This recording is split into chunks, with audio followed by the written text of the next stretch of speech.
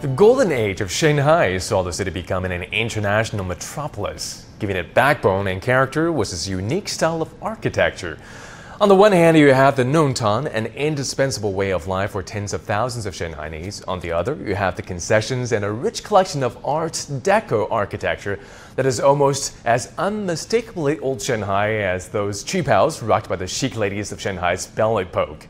And you might as well think of Laszlo Hudec as a designer who dressed Shanghai in her most glamorous China Deco style. The Hungarian architect first arrived in the city in 1918 and designed more than 50 structures, many of which became famous landmarks. Here's his story. If architecture can be read, then Wukang Mansion is a must-read book. It was built in 1924 and is known as a Hudec masterpiece. It's located at the corner of the street on a triangular plot of land. That's made it look like a giant ship.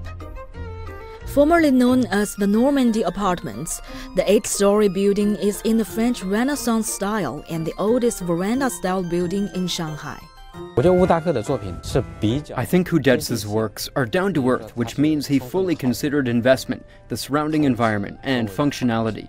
In terms of style, he has his own pursuit, but he also catered to the estate proprietors and the popular design culture of the time. He kept pace with the times. In 2019, Wukang Mansion underwent a 4-month renovation project. Today, cafe, bookshelf, galleries, art and culture melt in the 100-year-old building, turning it into a popular resort in the city. When it comes to old buildings that can represent Shanghai, Park Hotel is definitely worth mentioning, and is the most famous work of Hudec's. With a total height of nearly 84 meters, Park Hotel was the tallest building in Asia from 1934 to 1963. The facade is in the typical American modern Art Deco style, emphasized with vertical stripes, which shrink layer upon layer until the top. The building sits on a reinforced concrete raft base of 433-meter-long piles of Oregon pine, topped by strong lightweight alloy to prevent it from sinkage, a problem Shanghai architects had struggled with for decades.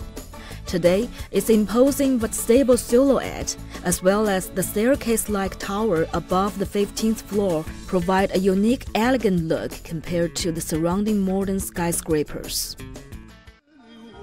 In one of Shanghai's most crowded streets, Huaihai Road, there's Ruijin apartment building. It's been standing there for 95 years and used to be called the Estrella, which means star in Spanish. We moved here on May 9, 1963. I was in grade 5 of primary school and I've been retired for many years. The small balconies of Ruijin apartment building were distinctively designed to offer residents a view of the Oriental Pearl Tower and the busy traffic on Huaihai Road.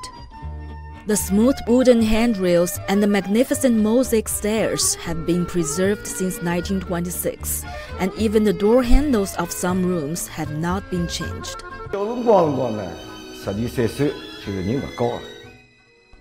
When I was 12 or 13 years old, I was not tall.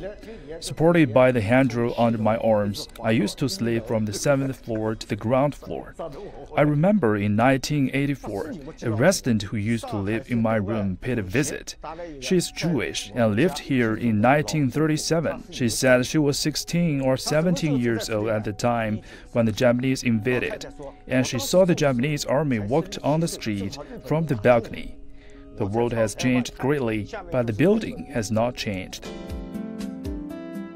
Hudec left his mark on Shanghai's architecture, and the city gave him a chance to realize his ideas.